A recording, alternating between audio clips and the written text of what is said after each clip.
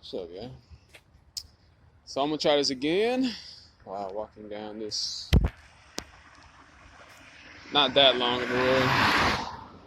I want to talk about socialism, and I guess you could say versus capitalism. Okay, first thing I think that might be the most important thing to note is that a lot of young people are supporting what I would call an ignorant idea of socialism, because I think that they ignorantly believe that capitalism is just bad. And I'm saying ignorantly because I'm pretty sure most of these people don't understand business. If you understood business, you would probably understand how terrible an idea, socialism is. So I think, I'm not wrong to say that these are ignorant opinions of young people. But the thing that I see is a bunch of young people saying, oh, capitalism sucks. Like, look, all these rich people get richer, blah, blah, blah. What you need to see is how these rich people get richer, okay? It's not just that capitalism sucks. It's that there's a lot of loopholes that are allowed with capitalism as it stands that allow these rich people to get richer, so on and so forth. Allow them to get rich in the first place. I can name a couple of them. One major one is money creation. The way that money is created today is called fractional reserve banking. Banks literally create money, and then people that have good credit can get access to that money. And then when they get that money, they can buy an entire neighborhood. They can buy, which is a business in itself. Like, let's say it's like a neighborhood of like rental property or an apartment complex, something like that. If you can get a loan from a bank, you have good credit, whatever. You might have a buddy that owns a bank or something. That bank can create money on the spot, hand it to you, and you can buy an entire neighborhood, an entire apartment complex. You can buy an entire functional business, a profitable business. And the only thing you really got to worry about is make sure that business is profitable enough to cover the interest payments on that loan. And truth be told, if you go to your buddy's bank or something, he might cut your deal. 2% interest or something, like something super low. And because people have access to that money, they can buy up entire sectors of the economy, like literally, like entire businesses, entire markets, And yeah, it's access to that money that's created through fractional reserve banking that has allowed people, to get super rich in a lot of cases. That's one major one, and that's allowed. That's allowed by politicians whose job it is to regulate the economy, to say what's legal and what's not. You know what I mean?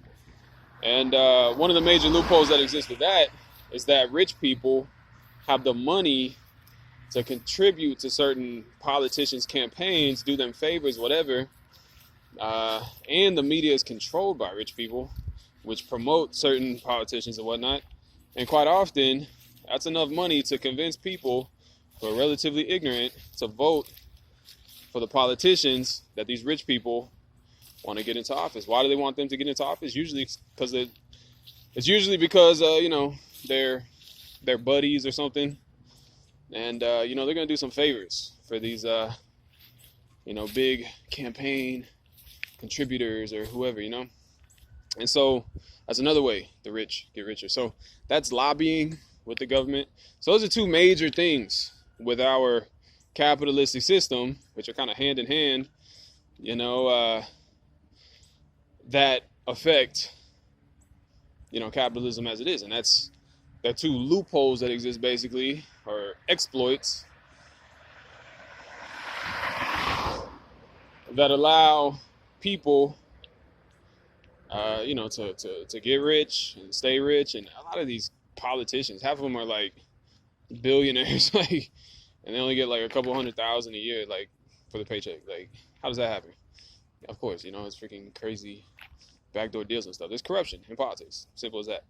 And so that's what people need to understand, first of all. It's not just capitalism. And some people might say, oh, well, that's fundamental to capitalism. No, it's not. Money creation, fractional reserve banking, that is not fundamental to capitalism. That's a crooked money creation process. I would call that fraud, straight up. Especially if you understand the history of it, how to do with banking it's a long story. I don't feel like getting into that one. That's fraud. And then corrupt politicians, you want to say that's intrinsic to capitalism? How about people just vote correctly and don't vote for crooks, you know? You gotta be smart. People gotta be smart. That's the old American quote, an ignorant populace in no time will be enslaved. I don't know exactly what the quote said, but, Thomas Jefferson said something like that. I don't know. So that's the first thing you need to know. Second thing that I think people should look at is how government already works in conjunction with capitalism to, I guess you could say, provide, and that's a relative term here, it's a little bit more to that, but to provide what might already be socialistic programs and stuff like that, welfare programs. So what we have right now today is taxation. Now here's something I just think is relevant. I'm gonna throw it in there. Taxation today, where they take it out of your paycheck, and if you don't pay it, you go to jail. That's basically extortion. I keep hearing people say taxation is theft. That's when you don't know who did it. You know what I'm saying? Or that's when they just, no, it's extortion. It's basically saying if you do not pay taxes, you're going to jail. They'll say, we're going to take you, put you in a cage. That's extortion. That's like some mob bosses used to do in the past. Like, you don't freaking, that's extortion. So that's relevant. Anyway, but what we have today is a system where the government is funded through taxation, really through extortion, taking money out of people's paychecks and whatnot. And then it takes that money, and what they're supposed to do is spend it on stuff that benefits you. That's like the whole idea with taxes in the first place, is that the taxes that are taken out of your paycheck, they weren't supposed to be taken out of your paycheck. It's supposed to be like voluntary. Even when they're kings and queens, it's like, okay, you pay the king to protect you and whatever, so he can fund whatever is necessary to protect you. But that goes into capitalism, okay? The taxes go to the king, and then the king spends it in the economy of capitalism and buys whatever is necessary to do the things that he says will protect you or that will benefit you, okay? It's the same thing. That's what taxes do, okay? That's the whole point of taxes. And a lot of people can argue that those things that the government is either supposed to do or does, that those things, let's car go by, that those things are socialistic programs, or they're just welfare programs. But I mean, we all kind of agree with that. We're all kind of like, okay, yeah, we need roads, we need police, we need firefighters, we need whatever else, that our taxes pay for. I guess we got schools, we got stuff like that, Everybody's like, yeah, that's fine, okay? But the truth be told, we could call all of those things socialistic programs, okay? That's just in their nature kind of what they are, We do have what we call a graduated tax bracket in America, where the rich people get taxed a lot more than the poor people. So it's kind of like a wealth redistribution going on, where the rich people pay a lot more in taxes, and then that money will be used for the public, or it should be used for the public or the public's benefit. And then, like, in one way or another, the people who are on the lower rungs of the ladder, you might say, are benefiting. And so it's kind of like a indirect wealth redistribution. In some cases, with people who are like really, poor, I think you can call it like a social safety net. There's like welfare, there's food stamps, there's housing, help, assistance, stuff like that. And so, like, for the people that are really poor, you are kind of getting like direct, benefits, which come from, the rich people paying taxes. So it is like a wealth redistribution thing going on.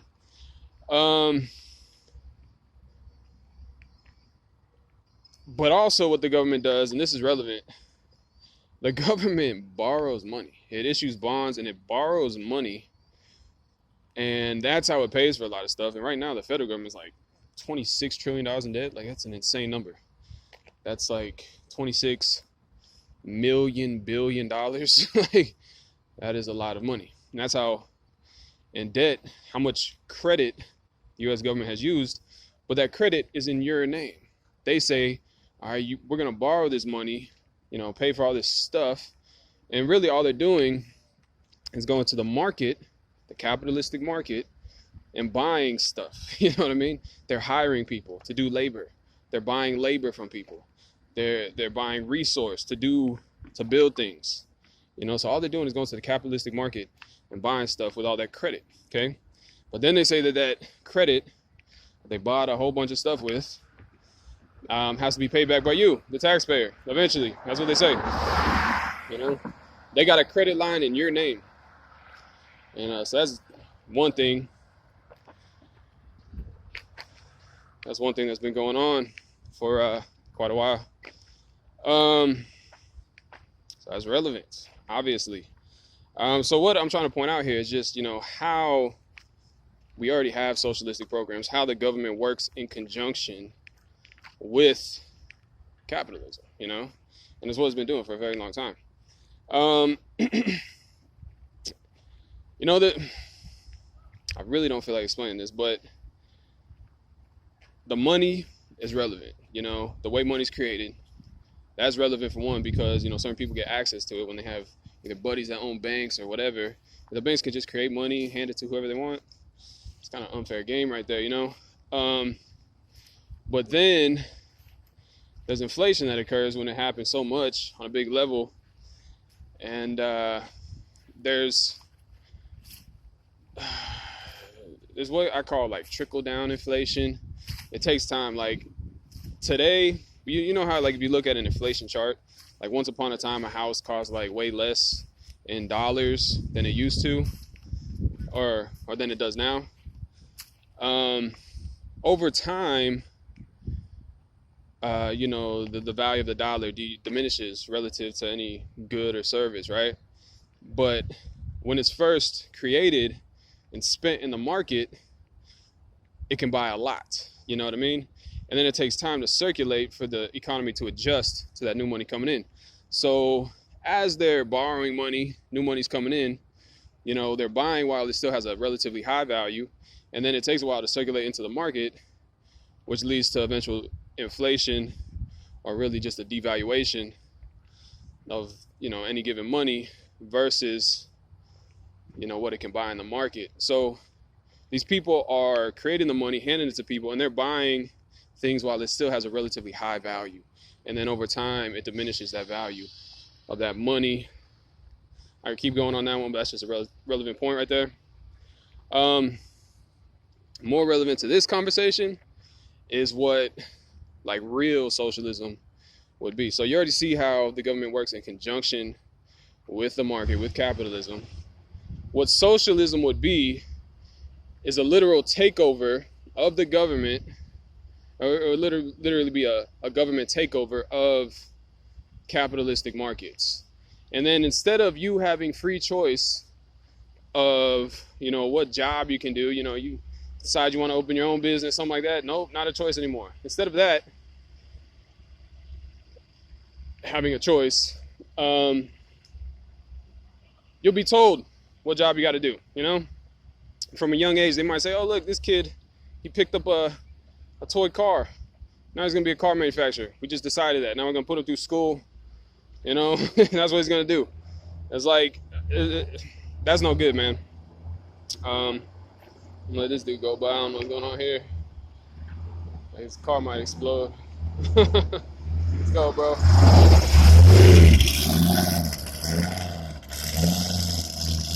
It's a nice Corvette, though, ain't it? Nice color and everything. Brought to you by capitalism. I don't think. Anyway, back to the point, though. In a real socialistic system, it's total control by the government of capitalistic markets, and people are appointed jobs, stuff like that. I guess that would be like, you can already see that in certain countries. Like, I don't know any examples, because guess what? I just kind of, I don't know. I just don't know any specific examples. But I'm loving my American freedom, man. I'm just loving it. Okay, so I don't really pay too much attention to the specifics about all this, but I do understand the concepts here. There's a lot of socialistic countries, and The truth is, when there is a government takeover of certain markets, they're not managed well. They're not managed well at all. When you monopolize a market, you destroy competition. When you destroy competition, you destroy incentives to do a good job. You destroy incentives to produce a good product, for one, and two, to make it cheaper, and I guess in a socialistic system, we're not even talking about cheaper, because we're not even like, everybody gets, their rations. And it's like, dude, y'all people are insane who think that's a good idea. That's like the weakest sector of society that think that's a good idea.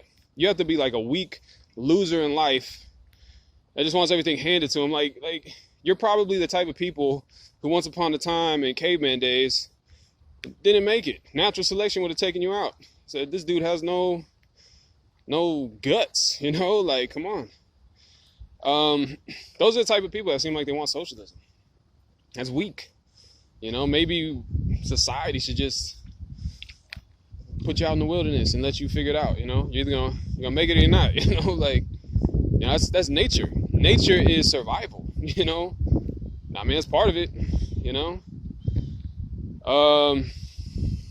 If you can't even, whose responsibility is it to carry your weight? You gotta think like that, for real. Now I understand a lot of people gonna say, oh, well, capitalism is messed up and it's unfair. It is. There's a lot of loopholes, like I just explained, with the monetary system and the corrupt politicians. But guess what? You have to be smart and vote for the right politicians.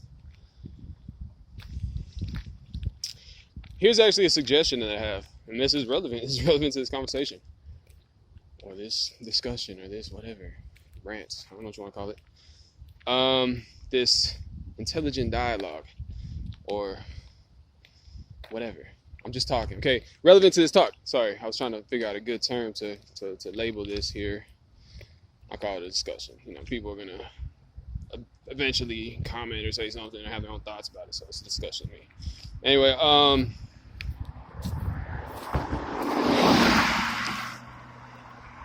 I think that people wait for the cars. Drum roll. Brrr. I think that people, just like they have to, take a test if they come from another country and want to become a U.S. citizen, okay? I think people should have to prove their competency in a lot of areas before they have a right to vote. That way, people know what they're thinking, what they're talking about when they're talking about politicians that they want to vote for. They know what politicians are talking about when these politicians are explaining their, policy suggestions or whatever. If people will have to prove their competency in certain areas that are relevant, obviously, taking a test or something, then we know they're competent enough to understand political discussion. And therefore,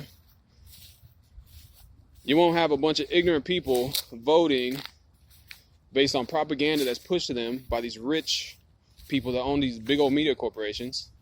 Okay, and then you won't have a bunch of ignorant voters going into these voting booths, voting ignorantly, and putting these, rich people's, buddies into office, And I think that will really help eliminate a lot of these loopholes. Anybody that's competent, understands economics, understands the fractional reserve banking kind of loophole. Like I said, you have access to money that banks can create on the spot. You can buy up an entire freaking whatever. That's what people do. That's why people always say credit's so important. They know that. They say, look, if my buddy can give me $1 billion loan, I can go buy this business that's already profitable. It'll pay back the loan over time by itself if it's more profitable than the interest rate. And you're good. You're golden. And that business is already a machine that's running itself, And then the people who are able to get credit, able to get a big old loan from a bank that created money on the spot, are able to just buy up an entire sector of the economy. Like, what the hell is that? Anybody that has any economic sense understands that. And a lot of these politicians, here's another thing. You just look at the politicians, how they just ignore a $26 trillion debt, just keep spending year after year. It's like, oh,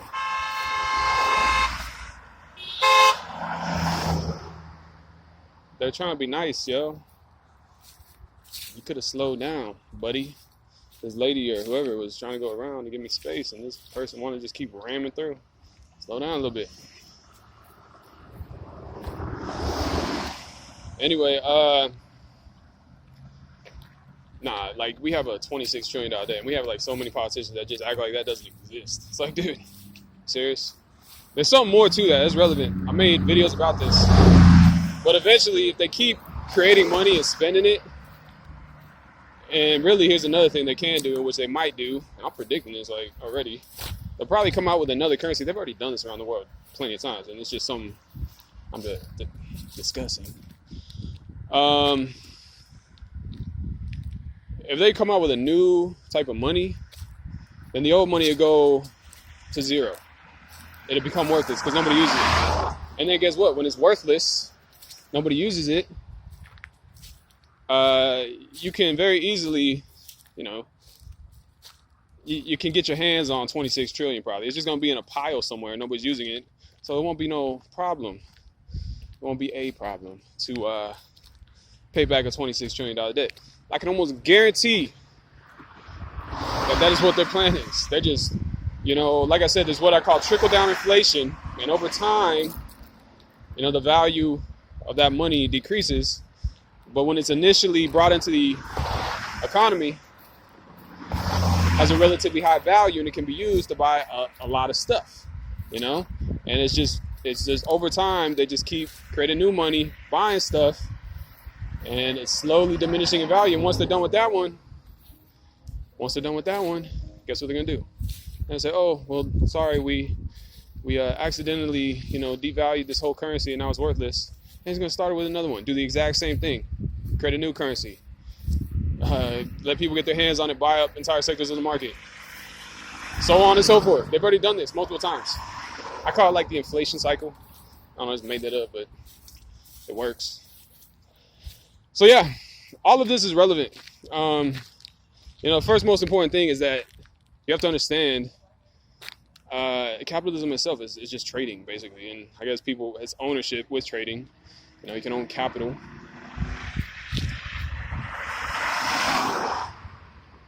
And it's not a problem. It's not a problem by itself. What the problem is all these loopholes that exist. That's the problem. And socialism, that is a dystopian nightmare. That's basically tyranny. That's basically, like I said, and like a extreme version of socialism, people will be appointed jobs. And really the people at the top will appoint their buddies to all these high-ranking positions. And they'll just have control over everything. Like, that's absurd. That's like, you must be totally ignorant of everything to think that's a good idea. Or you're one of the corrupt people, either one. With that being said, that was basically my point. I think I've made it to the end of this road right here, so I don't want to be next to all these loud cars. These are loud enough right here, so I think I'm going to leave it at that. I think I made a couple good points, and, you can take it as you will. I'm going to leave it at that. I'll talk to you later. I'm out of here. Be safe, be cool. Much love. Peace.